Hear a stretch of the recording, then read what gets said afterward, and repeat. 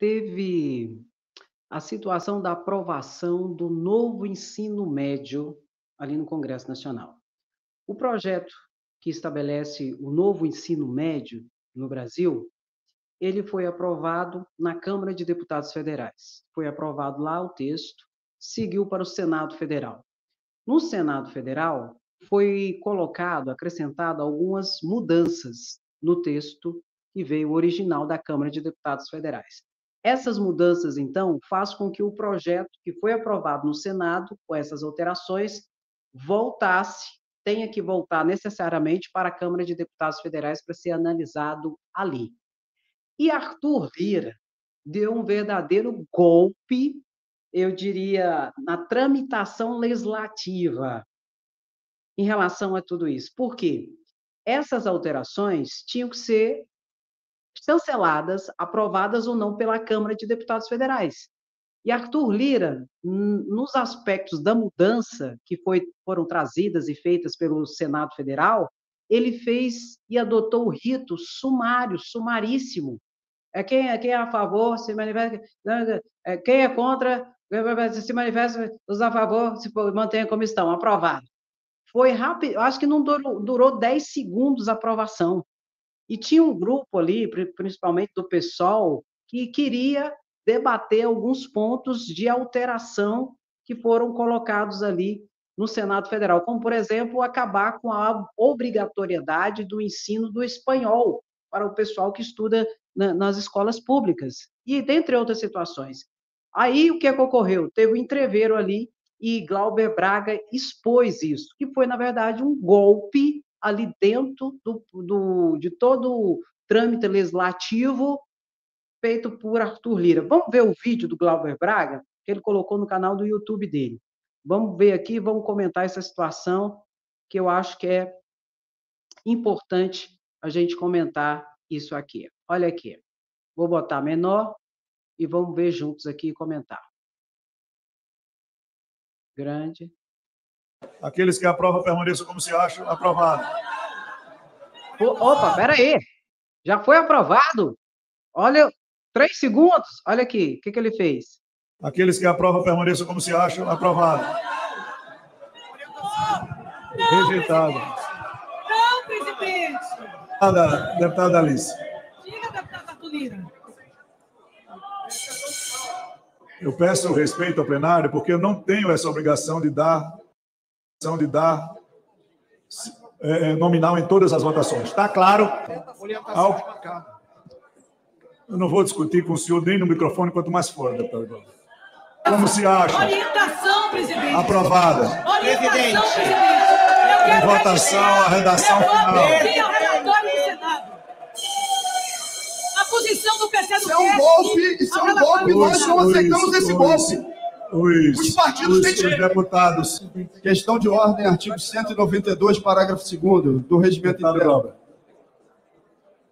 Presidente, orientação de bancada não é uma liberalidade de Vossa Excelência para conceder aos partidos. Se eles vão ou não vão orientar, o partido que quiser orientar tem o direito de fazer a orientação. E essa não era uma votação qualquer. Essa era a votação exatamente daqueles pontos que foram modificados pelo Senado Federal e que foram revogadas essas modificações pelo relator, o deputado Mendonça Filho. Então se dá uma falsa sensação para a população brasileira que existe um consenso em relação a esses pontos, quando não há consenso algum. Porque é exatamente naquele momento que nós orientaríamos, contrário ao parecer do deputado Mendonça, com que foi modificado pelo Senado, nós não tivemos a possibilidade de fazê-lo no momento da votação e mais, não houve a possibilidade de pedido de verificação, porque o pessoal podia pedir verificação e outros partidos poderiam apoiar essa verificação. O PSB, por exemplo, ou outros partidos poderiam, o PDT, o PCdoB, e então a gente poderia ter as digitais dos parlamentares que tinham uma posição coerente com o que foi modificado no Senado Federal. Vossa Excelência sabe bem disso, e apesar de não me olhar nesse momento, sabe que não pode passar por cima do regimento. Então, o que tem que acontecer em relação a essa última votação é ela ser cancelada e refeita.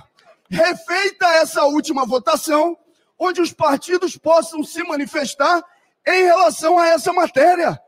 Nós não somos a favor e queremos votar nominalmente daquilo que não foi acolhido pelo deputado Mendonça Filho. Nós não somos a favor do privilégio que ele deu à educação à distância e o setor privado. Nós não somos a favor da modificação que ele fez, não acolhendo o espanhol nas unidades escolares. Nós não somos a favor da alteração que ele não acolheu do Senado, que colocava limite nos itinerários formativos. Então, presidente, Vossa Excelência pediu desse microfone respeito. E o respeito é uma relação recíproca. Basta o senhor nos respeitar e respeitar o regimento. Para que isso aconteça, só há uma possibilidade: cancelar essa votação e refazê-la, garantindo a orientação e verificação. Pode tirar. Meu querido, é o golpe de Arthur Lira. Eu vou esclarecer duas situações. Arthur Lira não aceitou o pedido de anulação da votação. Então, o golpe de Arthur Lira, André, deu certo? Deu. Mas como assim, André? Meu querido, aqui está presente um caso concreto da importância do cargo de presidente da Câmara de Deputados Federais.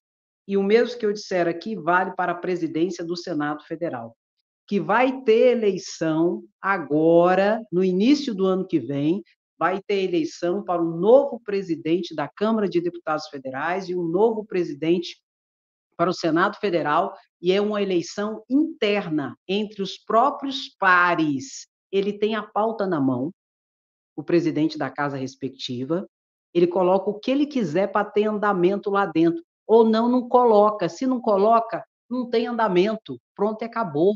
E outra coisa, o rito, e na grande parte ele dá o rito que ele quer, um rito sumário, sumaríssimo, um rito mais demorado, mais dificultoso para enrolar, então um rito rápido para ser aprovado logo, como acabou de acontecer. Foi quantos segundos? 3 segundos para ser aprovado. Lá na Câmara de Deputados, as alterações que o Senado Federal fez no texto que estabelece o novo ensino médio foi 3 segundos. E ele pode fazer isso? Pode. O pessoal vai entrar com recurso, vai, talvez entre até no Supremo Tribunal Federal, mas vai cair, André? Não vai. Não, porque ele pode estabelecer isso. Determinadas situações ele não pode estabelecer, como, por exemplo, PEC, que é projeto de emenda à Constituição, mas em outras situações ele pode. Então, aqui está a importância desse cargo que vai ter eleição. E não vai alterar. O texto agora foi para sanção ou veto do presidente da República, e o presidente da República, acredito que vai sancionar tudo. Entende? Então, assim, aqui mostra o poder do presidente da casa respectiva. E que tem que haver as articulações agora, porque eles já estão articulando. Arthur Lira já está articulando para estabelecer o seu sucessor ali como presidente da Câmara de Deputados Federais, e Rodrigo Pacheco da mesma forma. E além desse poder todo de adotar o rito que quer, mais rápido ou mais demorado, e além de ter a pauta na mão, de dar andamento aos projetos que ele quiser, o que não quiser ele não dá, além disso, tem cargos, mais cargos. O presidente, cada um que participar e que foi eleito ali para a mesa diretora das casas respectivas, tem mais direito à emenda, manda em muitas emendas na distribuição, tem mais cargos, além dos cargos do gabinete que ele tem como deputado, ele tem cargos em relação à presidência ou à parte da mesa diretora, entende? Então, essa situação já está sendo articulada, e muitas coisas que estão acontecendo na Câmara de Deputados Federais e no Senado hoje, coisas absurdas, inclusive, como, por exemplo, que deu uma paradinha, a tal das pautas bombas. Rodrigo Pacheco sabe que é tudo inconstitucional e Arthur Lira também sabe que tudo é inconstitucional. Mas o que eles estão fazendo? Negociando. Negociando para ter o voto de todos, ter o voto da oposição, ter o voto da situação e ter o voto do centrão para conseguir fazer os seus sucessores. E quem tem que ter um olhar muito especial para tudo isso que está acontecendo nos bastidores da Câmara de Deputados e de Senadores, para a nova escolha dos presidentes das casas respectivas, é quem precisa do Congresso Nacional de forma mais detalhada e especial, diria, que é o presidente da República. O presidente da República já tem que estar articulando para conseguir colocar ali um centro-esquerda, no máximo um centro, e um centro-esquerda ali na presidência das respectivas casas. Se não, Lula não governa. Não governa? Não governa. Ele vai ficar refém da coleira, da mordaça e das tornozeleiras que eles vão colocar em Lula. Porque no nosso sistema político, não é? No nosso regime político, que é o presidencialismo de coalizão, que é um Congresso Nacional muito atuante, e a cada ano o Congresso Nacional tem mais poder sobre o orçamento, o executivo, o presidente da República, depende para governar da Câmara de Deputados e do Senado Federal.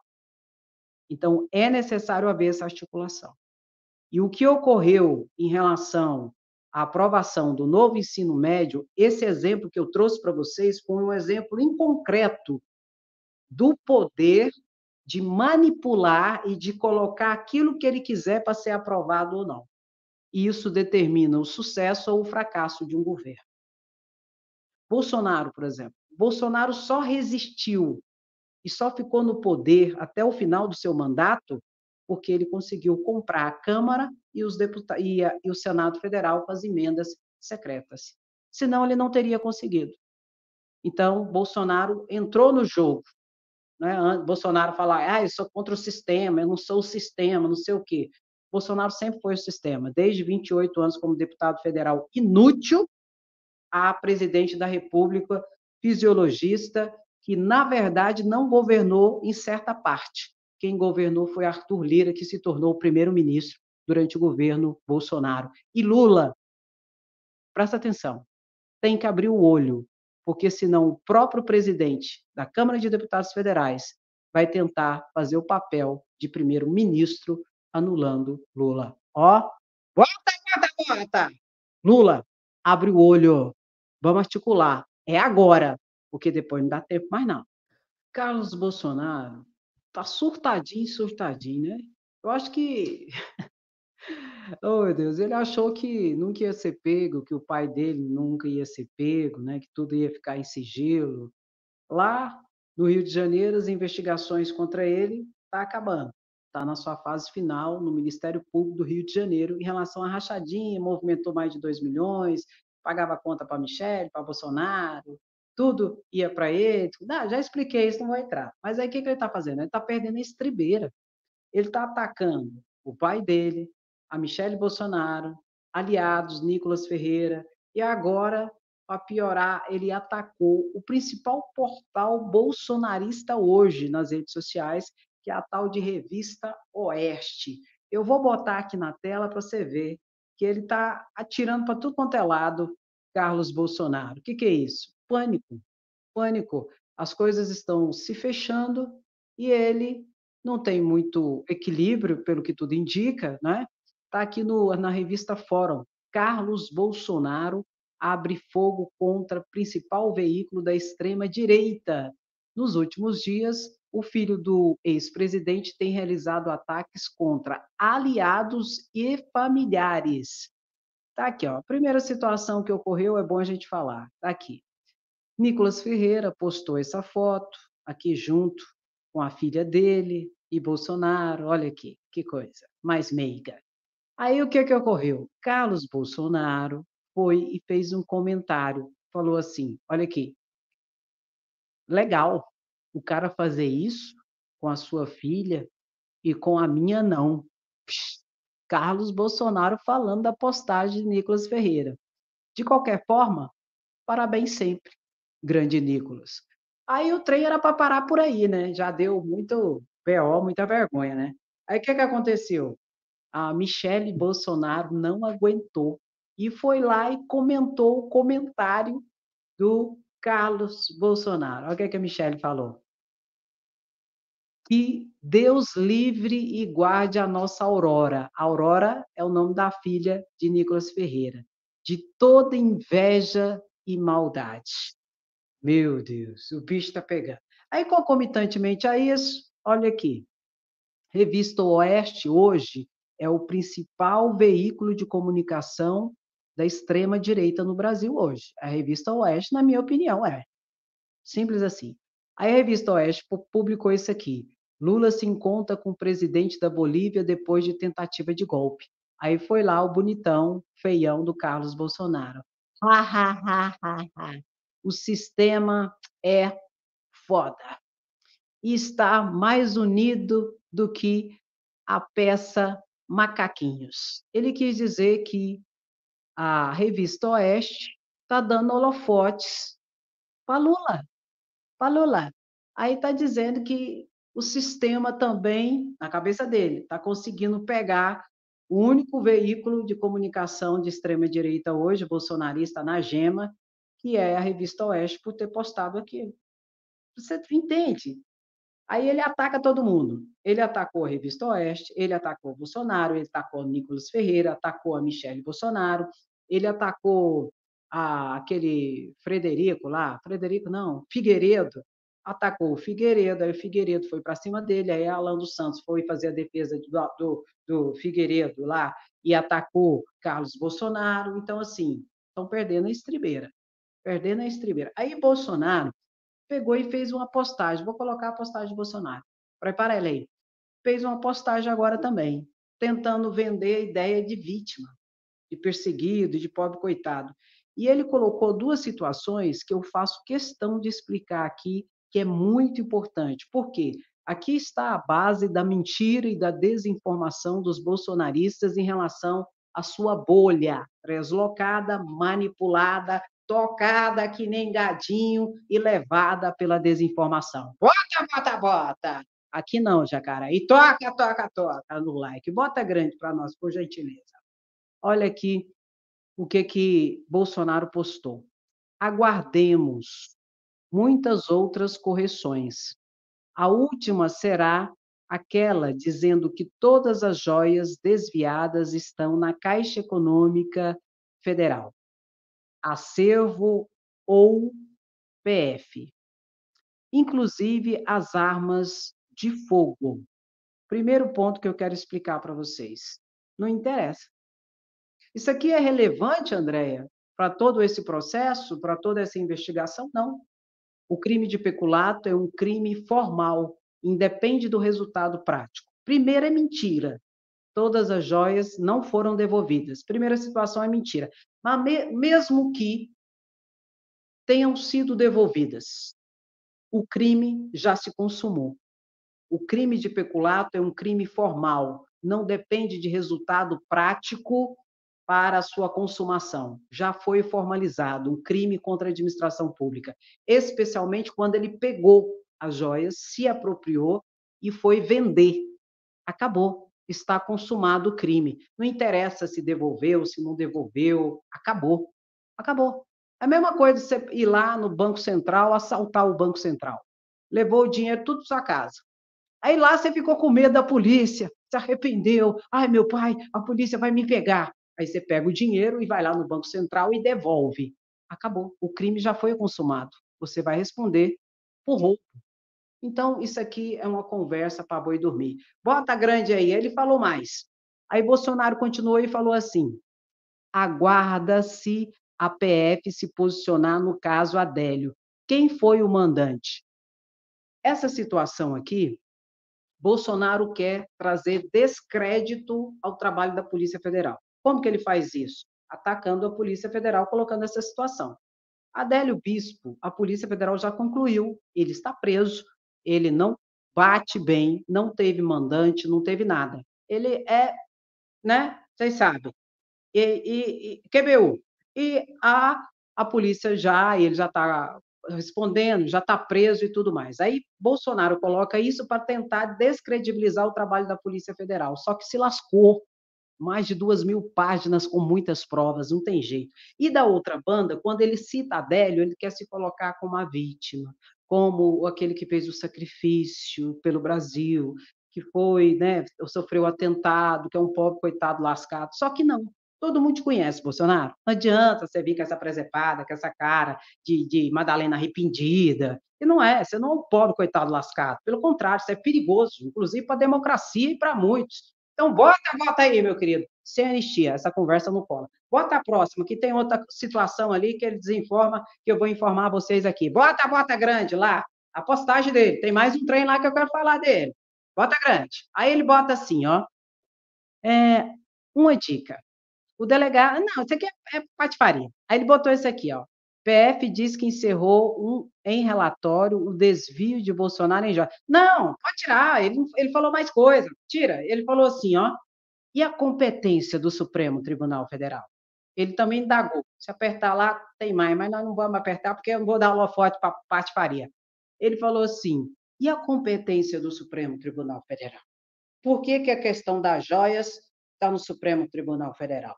Ele está doidinho para a ação descer e ele não ser julgado no Supremo Tribunal Federal em relação às joias. Por quê, André? Porque ele sabe o que ele fez. Ele não tem nem defesa. Falar, não, eu não fiz, eu sou inocente. Não tem jeito, porque as provas são tantas que não tem jeito. Aí o que ele faz? Ele colocou em xeque a competência do Supremo Tribunal Federal. Isso aqui eu quero te explicar. E eu não estou aqui para mentir para ninguém. Não estou aqui para mentir para ninguém, não estou aqui para patifaria nenhuma. Deixa eu falar uma coisa para vocês. Eu falei para vocês que eu acredito que Paulo Gonet não vai fazer a denúncia agora. Paulo Gonet, em relação às joias, ele tem até o dia 23. Dia 23 conclui-se os 15 dias. É um prazo impróprio, ele pode prolongar isso sem qualquer consequência. Mas, enfim, eu não acredito que Paulo Gonet vai oferecer a denúncia agora. Que ele pode arquivar, oferecer a denúncia, pedir mais diligências. Eu acredito que Paulo Gonet vai pedir mais diligências. Por quê, Andréia? Meu querido, minha querida, aqui está a competência do Supremo Tribunal Federal. A Polícia Federal, na minha opinião, se eu tiver errada, vocês falam, errou. Agora, se eu tiver certa, vocês vão falar, André, você está certo. Paulo Gonet, acredito que vai pedir mais diligências. Eu não vi ninguém falando isso ainda, mas eu vou falar. Eu não vou esconder nada, não. Por quê, Andréia? Não deu tempo. Não deu tempo. E se deu tempo, tá mocosado. Tá mocosado. Por quê? Essa questão das joias, estrito senso, da forma com que foi apresentado o relatório da Polícia Federal, não compete ao Supremo Tribunal Federal. Uai, Andréia! Como assim, Andréia? Não compete. Só que, lá no relatório, de uma forma paralela ou reflexa, a Polícia Federal citou a tentativa de golpe por 12 vezes. Ou seja, nesse momento, na minha humilde opinião, nesse momento, está ocorrendo uma investigação paralela da Polícia Federal com todas essas provas da roubalheira das joias, que vai levar e conectar o roubo das joias com a tentativa de golpe do dia 8 de janeiro. Seja com dinheiro financiando golpistas vindo das joias, seja com o dinheiro da venda das joias financiando Bolsonaro, que fugiu dia 30 de dezembro para os Estados Unidos, porque sabia o que ia acontecer no dia 8 de janeiro. Andréia, e para você, qual vai ser a vinculação? Financiamento de golpistas. Eu li o relatório, estou lendo, que é muito grande, mas, meu querido, se os bolsonaristas não dão ponto sem nó, a Polícia Federal tampouco. E se essa situação está no Supremo Tribunal Federal das joias, em que Alexandre de Moraes poderia ter declinado da sua competência. Poderia, André? Poderia. Inclusive, deveria. Poderia, antes de mandar para Paulo Gonet, falar: mando para primeira instância. Não sou o órgão competente. Não. Alexandre de Moraes pegou todo o relatório, todo o indiciamento da Polícia Federal, que indiciou Bolsonaro e mais 11, dentre os quais temos almirante de esquadra, general, coronel, 2 advogados, 2 servidores públicos da União, dentre outros. Pegou e entregou para Paulo Gonet. Na minha opinião, Paulo Gonet vai pedir mais diligências e vai achar a conexão da ladroagem das joias com a tentativa de golpe do dia 8 de janeiro. Se isso ocorrer, preste atenção no que eu vou dizer, se isso ocorrer, acabou. Não existe mais qualquer discussão em relação à competência do Supremo Tribunal Federal para julgar tudo isso. Agora, se não houver conexão pelos que foram indiciados, Bolsonaro e os 11, o Supremo não é competente para julgar a ladroagem das joias. Mas se encontrar alguém que tem foro privilegiado, tipo senador envolvido no roubo das joias, tipo deputado federal envolvido no roubo das joias, a competência do Supremo Tribunal Federal. Por conexão, atrai a competência do órgão judicante superior, no caso, o Supremo Tribunal Federal. Até agora, isso não ocorreu. Logo, existe a outra tese. Se houver qualquer conexão da ladroagem das joias com a tentativa de golpe, a competência do Supremo Tribunal Federal. Por isso, eu acredito que, como a Alexandre de Moraes não declinou da sua competência, existe essa situação que ainda será revelada. Por isso, Paulo Gonet, na minha opinião, vai pedir mais diligências. O que significa tudo isso, André? Você falou do aspecto processual, não é? Assim, do rito e tal, e tal, e tal. O que significa isso na prática se for configurado? Bolsonaro está muito mais lascado do que a gente pode imaginar. Por quê? Na tentativa de golpe, que tem as penas mais graves, muito mais graves, Bolsonaro usou da venda das joias para financiar a tentativa de golpe, financiando golpistas e a si mesmo, que é o golpista mor. E eu não posso me esquecer. Eu não posso me esquecer de um fato. Fato porque é prova. Uma conversa entre o tenente-coronel, ex-ajudante de ordem de Bolsonaro, Mauro Cid, e um outro tenente-coronel que fazia parte dos Kids Pretos. Esse tenente-coronel que fazia parte dos Kids Pretos, vou ressaltar, esse diálogo aqui, a Polícia Federal está com ele. Conversa de WhatsApp entre os dois. Esse tenente-coronel aqui, dos Kids Pretos, entra em contato com Mauro Cid, ex-ajudante de ordem de Bolsonaro, que na época estava fazendo o quê, André? Vendendo as joias para pegar dinheiro. Pegou e entrou em contato com ele e falou: "Ô, Mauro Cid, eu preciso de dinheiro. Eu preciso de dinheiro para alimentação, para estadia e para material." Aí Mauro Cid falou assim: 100 mil dá? 100 mil reais dá? Para começar, dá. Aí a Polícia Federal alcançou esse diálogo. E a Polícia Federal foi atrás para saber para que esse coronel aqui queria dinheiro. Para quê, Andréia? Ele buscou um grupo de kids pretos do Rio de Janeiro, pegou eles e levou para o acampamento golpista em frente ao quartel-general em Brasília, de onde saíram em manada para invadir a Praça dos Três Poderes. A grande situação que fica e a dúvida é aqui. Mauro Cid pagou 100 mil? Se pagou, de onde veio o dinheiro? Das joias?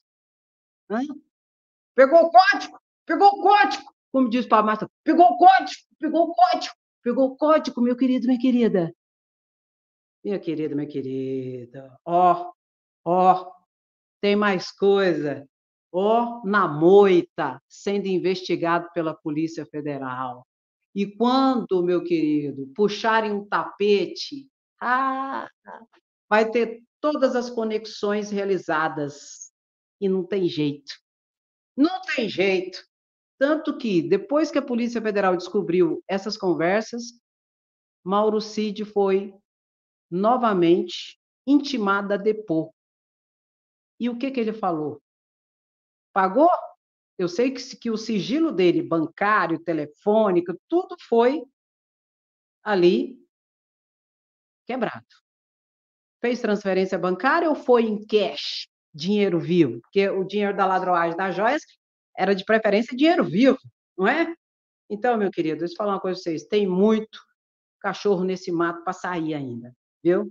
E a pena é só o tico-tico. Puxou, sai uma granja inteirinha. Não é nem um galinheiro, sai a granja inteirinha, onde vai ter envolvido líderes religiosos, deputados e senadores. Não sem razão. Tem deputado e senador perturbado. Eu mostrei aqui Van Hatten na live das 8h30, perturbado. Ontem eu mostrei o senador Marcos Duval. E esse fica assim, ó, porque é o seguinte, meu querido, a pessoa sabe o que ela fez. E quando ela vê o trabalho da Polícia Federal muito bem feito, como esses relatórios que estão sendo feitos, e foi deflagrado, derrubado o sigilo, a gente teve acesso, eles entram em pânico. Por quê? Qualquer coisa assusta. Porque eles sabem o que eles fizeram. Aí todo mundo entra em pânico. E isso é bom. Por quê? Porque eles produzem prova contra eles mesmos, eles acabam entregando mesmo, atacando todo mundo, que antes comunista era Alexandre de Moraes e Lula. Agora comunista é PGR, comunista é a Polícia Federal, todo mundo é comunista. E estão atacando todo mundo. E isso é o quê? O tiro no pé e o desespero. O desespero está tomando conta. E o que eu acho? Eu acho é pouco. E é só o início. É só o início. Não tenha dúvida disso. Tem muito mais coisa que vai ser revelada. E é interessante, Lindenberg Faria, ontem, lá na Câmara de Deputados Federais, foi interessante demais. Lá no plenário, os deputados e senadores das duas casas, bolsonaristas, cheio de bravata, cheio de tudo, né? Presta atenção que eu vou falar aqui, ó. Não teve um para defender Bolsonaro. Nem deputado, nem senador. Nenhum. Nem Eduardo Bolsonaro, lá no plenário, nem Eduardo Bolsonaro, nem Flávio Bolsonaro, senador, defendeu o pai lá na tribuna ontem no Congresso Nacional. Nenhum. Aí o Lindenberg Faria não aguentou. Olhou assim e falou, ué, tô entendendo vocês não, ué? Vocês não vão defender o mito, não? Vocês não vão defender? É indefensável. Tem muita prova. E eu vou botar o Lindenberg falando isso. Bota ele, o Lindenberg. Espera aí. Primeiro, vou mostrar um tico-tico do que cada um falou. Só presepada, tentando mudar os holofotes. Aí depois Lindenberg vira e fala assim, uai, mas vocês não vão defender o Bolsonaro, não? Não tem como defender. As provas são muito robustas. E agora é os ratos que vão sair do barco e deixar a ratazana afogar sozinha. Só que, você conta eu conto, não vai sozinho. Vai levar muita gente, inclusive, na minha opinião, deputados e senadores. Bota o vídeo para a gente ver do Lindenberg. Animal irracional ou racional sobrevive sem o sal? Não. Os criadores de gado, os criadores de animais, sabem que precisam colocar o sal no coxo. Então, o sal é um elemento essencial para o ser humano, quer seja ele racional ou irracional. Esse é o nosso governo federal, que prefere passar a mão na cabeça de um amigo do que proteger o cidadão do município de Volta Redonda. Mas o que a gente vê? Silêncio absoluto! Vazio! Ninguém fala nada sobre o aumento! É uma vergonha! O meu estado está passando por um problema grande de seca. O estado de Rondônia encontra-se em estado de emergência. O Rio Madeira, um dos maiores rios do Brasil, está secando como ano passado. Faltou praticamente água no rio. O maior encontro de conservadores de toda a história da América Latina, o CIPEC. o Conservative Political Action Conference, que iniciou em 1973 com Ronald Reagan e agora no Brasil desde 2019, através de uma parceria que nós temos com alguns amigos americanos, né? Agradeço ao Matt Schlepp e à Mercedes Schlepp por essa parceria. E em Balneário Camboriú se realizou esse evento com a presença do presidente argentino Javier Milei. Eu estou impressionado com o silêncio da bancada bolsonarista. Ninguém subiu na tribuna para dar explicações, para defender Bolsonaro pelo roubo das joias. Isso aqui, senhor presidente, é um inquérito da Polícia Federal, que já está com a Procuradoria-Geral da República. O ministro Alexandre de Moraes retirou o sigilo. Sabe por que eles estão se escondendo? É porque aqui o que mais tem são provas do envolvimento direto do ex-presidente Jair Bolsonaro. Você sabe, deputado Elvino Bongás, que o tenente-coronel Mauro Cid mandou um link do leilão daquele kit de joias Ouro Rosé. Sabe o que Bolsonaro fez? Quando a Polícia Federal apreendeu o celular dele, ele tinha entrado no link e depois respondeu, sabe como? Selva, mostrando que ele tinha conhecimento, que ele estava concordando. Mais do que isso, tem o depoimento do general Lorena Cid, pai do Mauro Cid, que recebeu 68 mil dólares e fala ele na delação premiada que ele pagou fracionado em mãos para Bolsonaro. Um presidente da República recebendo dinheiro em mãos de corrupção. Tem mais. Eles levaram as joias 2 vezes no avião presidencial, já era um hábito. Não foi só no final do ano, quando ele fugiu. Ele, em junho, foi para a Cúpula das Américas e levou as joias do kit Ouro Branco. Agora, se alguém tem dúvida de que foi tudo uma operação coordenada, olhe os diálogos daquele advogado, o Acef, aquele advogado trambiqueiro, com o Bolsonaro. Porque, veja, dia 3 de março, o Estadão revela que tem mais kit de joias. Já tinha um kit, apareceu um outro. No dia 5, o que é que o TCU faz? O TCU, o Ministério Público, pede a devolução das joias. O que faz Bolsonaro? Do celular dele, ele manda essa matéria para o Acef. O Acef viaja para os Estados Unidos. Assim que pousa, liga para Bolsonaro. No dia 11, liga para Bolsonaro. Depois, no outro dia, dia 12, liga para o Bolsonaro. Esse Acef é tão cara de pau, essa história é tão absurda, que ele pagou em cash. Ele foi comprar o Rolex, ele foi buscar o Rolex. Ele pagou em cash 49 mil dólares. Aí ele teve que preencher, só mais 30 segundos. Aí ele teve que preencher, porque lá nos Estados Unidos, quando é acima de 10 mil dólares, você tem que se justificar. Por que está pagando em dinheiro? Sabe qual foi a justificativa dele? Queria pagar em dinheiro, porque senão ia ser taxado, ia pagar muito imposto aqui no Brasil. Isso aqui é uma desmoralização. Bolsonaro, ladrão de joias, vai ser preso. E a gente vai fazer essa disputa política aqui, porque esse pessoal não tem autoridade. Esse pessoal, essa turminha aí bolsonarista, não tem autoridade moral para atacar o presidente Lula. É a turma da rachadinha, é a turma que comprou esse Bolsonaro 51 imóveis em dinheiro vivo. Flávio Bolsonaro agora quitou a casa, 3 milhões em dinheiro vivo. Então é essa turma. Vocês estão desmoralizados. Bolsonaro, ladrão de joias. Bota, meu querido, minha querida. Bolsonaro, ladrão de joias. Tira esse trem daqui, gente. Eu não quero ver a cara desse homem aqui, não. Bolsonaro, ladrão de joias. E o que piora tudo? Que Bolsonaro hoje está, em pânico. Por quê? Saiu uma nova pesquisa. Lula cresceu, sua aprovação foi para 54% da sua aprovação, o governo Lula. O Mais Médico, vou botar aqui para vocês. Vou botar a aprovação, para vocês verem rapidinho aqui. Olha aqui, está no ICL. Pesquisa mostra que a aprovação do governo Lula subiu para 54%. Desaprovação cai a 43%. Bolsonaro está em pânico. Enquanto eles estão sendo encurralados, o governo trabalha e está trazendo resultados. Os Mais Médicos saiu agora também. O Mais Médico cresceu 93%. O Mais Médico cresceu. Durante o governo Bolsonaro, o que ele pôde acabar com os Mais Médicos, ele acabou. Mais Médicos são médicos que atendem onde ninguém quer atender. As pessoas mais carentes, os locais mais longínquos, que estranho. Aí, e o povo mais carente. Sabe quanto para quanto que foi os mais médicos? De 12 mil, passou para quase 25 mil mais médicos para atender as pessoas mais carentes. Isso em 1 ano e meio de governo Lula. Então, traz resultados. E tem mais resultados daqui a pouco. Daqui a pouco está saindo novas pesquisas e eu vou passar para vocês aqui mais resultados. Mas antes de acabar a live, eu quero falar sobre o aumento do combustível. Pode tirar, tira para mim. Você sabe que a Petrobras anunciou um aumento dos combustíveis. Aí os bolsonaristas estão, faz o L, BPPPP. Uai, você não vai falar sobre isso, não? Vou. É o primeiro aumento do governo Lula.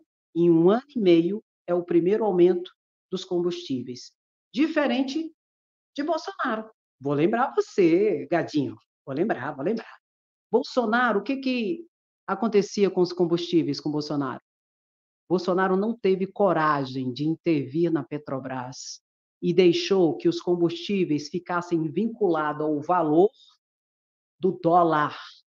E dizia que não podia fazer, que não sei o quê.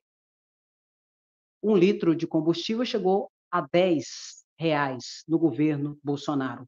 Foi quando ele deu o calote no ICMS combustíveis, porque não teve coragem de intervir na Petrobras, onde o governo federal tem a maioria das ações. Não teve coragem. Lula, a primeira coisa que ele fez quando assumiu o governo, desvinculou o valor dos combustíveis, não estarão mais atrelados ao valor do dólar. Isso é coragem e compromisso, coisa que Bolsonaro nunca teve.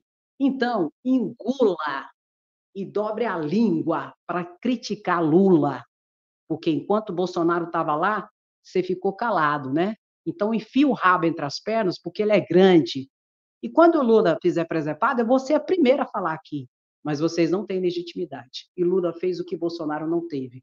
E esse foi o primeiro aumento. Aqui, sabe quanto chegou o botijão de combustível? R$140. Teve locais que, durante o governo Bolsonaro, chegou a R$160. Hoje, a gente compra aqui por R$90. E chegou a R$10 o litro de combustível. Então, olha o teu rabo primeiro, para depois querer falar do papai Lula. Bota, meu querido, minha querida. Sai fora, jacaré. Aqui não. Eu toca. Muito obrigado pela sua presença, sapiência, resistência. Quem gosta, fica, curte, comenta e compartilha. Quem não gosta, vai se lascar e tá tudo bem. Não se preocupe no seu coração. Até a próxima live. Se cuida. Ei, se cuida. Tchau, tchau.